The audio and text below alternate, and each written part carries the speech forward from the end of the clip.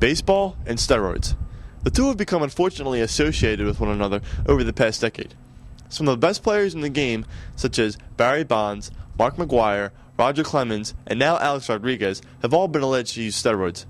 But that's not even a quarter of the players using steroids in baseball today. Professional baseball over the past 10 years is being called the steroid era. Sports like football and hockey, which are contact sports, have their share of steroid problems. But it's more evident in baseball than any other sport.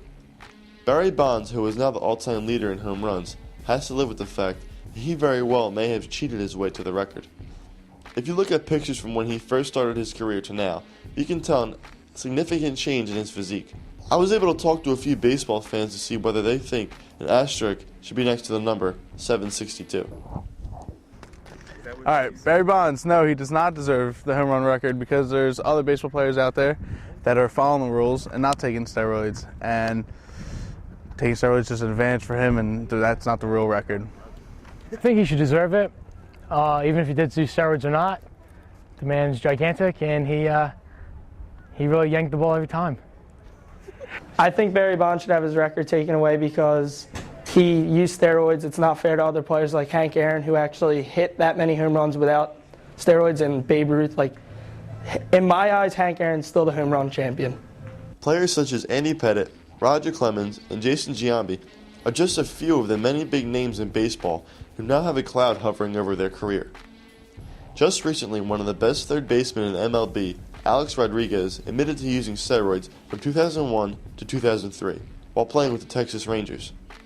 He claims to not have used any substances within the years 2004 to now. So what do the fans think? Do they believe the Yankee slugger?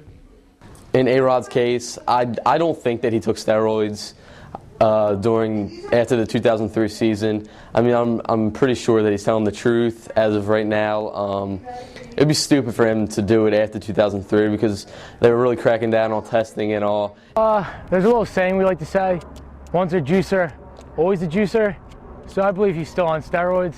He had no reason to get off them, and he's still huge. So I think he's still on them.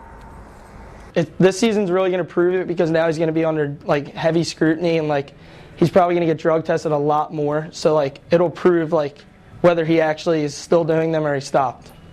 Steroids really became evident when former U.S. Senator George Mitchell conducted a 20-month investigation which ended in a 409-page report which was released on December 13, 2007.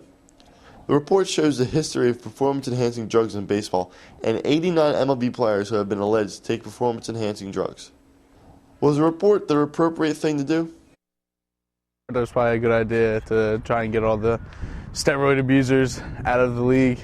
So that's probably the right steps to take for them to get someone that would rat on everybody else. But nobody likes a rat, so there's also that side of the story. That I think the Mitchell report was like the right thing to do for baseball because it's trying to clean up the game. It's restoring baseball to like its heritage and like making it a pure sport once again. In baseball, a new record gets broken every year. But you have to ask yourself, was it real? Was it fair? Is he using performance-enhancing drugs?